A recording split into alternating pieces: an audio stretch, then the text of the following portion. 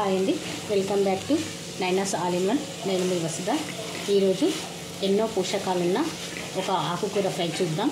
అదే అండి తోటకూర. దాన్నే ఊర్లలో ఏమంటారంటే పచ్చకూర అని అంటారు. ఈ కర్రీ తినడం వల్ల రక్తహీనత అనేది తగ్గుతుంది. పిల్లలకు కూడా బాగా పోషకాలున్న ఆకుకూర ఇది. దీన్ని ఎలా ఫ్రై చేసుకోవాలో ఒకసారి మనం చూద్దాం. ఇప్పుడు తోటకూరను ఒక 2 కట్టలు తీసుకొని బాగా కడిగేసి ఇలా సన్నగా తరిగి ఉంచుకోండి మొదట. తర్వాత కొంచెం కొత్తిమీర, వెల్లుల్లిపాయల్ని ఇలా కొంచెం సన్నగా తరుక్కోండి. పసుపు, ఉల్లిపాయలు, పచ్చిమిర్చి. నేను ఎండుకారం అనేది వాడడం లేదు, పచ్చిమిర్చి వాడితే చాలా బాగుంటుంది టేస్ట్. నూనె, ఉప్పు. కడాయి పెట్టుకొని అందులో 1 టేబుల్ స్పూన్ ఆయిల్ వేసుకుందాం. ఈ ఆయిల్ కొంచెం వేడైన తర్వాత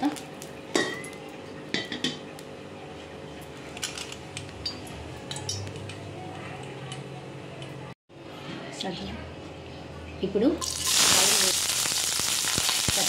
ఇలా పచ్చిమిర్చి వేగిన తర్వాత కొంచెం ఉల్లిపాయలు వేసుకుందాం. ఉల్లిపాయలు అనేది ఎక్కువ వేగకుండా సరిపోతుంది. మామూలుగా కొంచెం బంగారు రంగు వచ్చే వరకు అయితే సరిపోతుంది. అప్పుడప్పుడు ఇలా పచ్చిమిర్చి తినడం వల్ల, ఈ పచ్చిమిర్చి వల్ల కూడా మనకు కాల్షియం అనేది లభిస్తుంది. అందుకని అప్పుడప్పుడు కర్రీస్లలో ఎక్కువగా పచ్చిమిర్చితో చేసుకోవాలి. టేస్ట్ కూడా బాగుంటుంది. ఇలా ఉల్లిపాయలు వేగిన తర్వాత ఇందులోకి మనం కొంచెంగా దంచుకున్న ఉల్లిపాయలు వేసుకుందాం. అది కొంచెం వేగగానే పసుపు వేయండి. తర్వాత కొత్తిమీర, కరివేపాకు, మనం సన్నగా తురిమి పెట్టుకున్న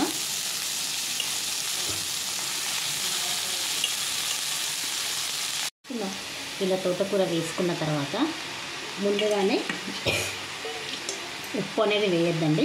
ఇందులో ఉన్న వాటర్ అనేది మనకు బయటకు వస్తుంది కదా, అందుకనేసి ఉప్పు అనేది వేయొద్దు.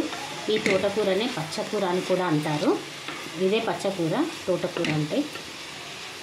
కొద్దిసేపు ఇలాగే ఆయిల్లో వేయించుకున్నాము. అందులోని వాటర్ అనేది బయటకు వస్తుంది. ఆయిల్లో వేయిస్తే బాగుంటుంది, అప్పుడు కర్రీ అనేది టేస్ట్ ఎక్కువగా వస్తుంది. చూడండి, ఇలా తోటకూరలోని వాటర్ అంతా బయటకు వస్తుంది. ఇది బయటకు వచ్చిన తర్వాతనే దగ్గరగా ఫ్రై అయిన తర్వాత అప్పుడు మనం సాల్ట్ అనేది వేసుకుందాం. మధ్య మధ్యలో ఇలా కలుపుతూ ఉండండి. చూడండి, ఇలా దగ్గరగా వచ్చిన తర్వాత మనం ఇప్పుడు ఇందులోకి సాల్ట్ వేసుకొని ఒక 2 నిమిషాలు కలిపేసుకొని ఉంచుకుంటే కర్రీ రెడీ అయిపోయినట్టే. చూడండి, ఇలా కర్రీ అనేది ఆయిల్లోనే మనకి దగ్గరగా వస్తుంది. వచ్చిన తర్వాత ఫ్రై చేసుకొని ఆఫ్ చేసుకుందాం. ఇలా మొత్తం ఫ్రై అయిన తర్వాత మనం సర్వింగ్ బౌల్లోకి సర్వ్ చేసుకుందాం.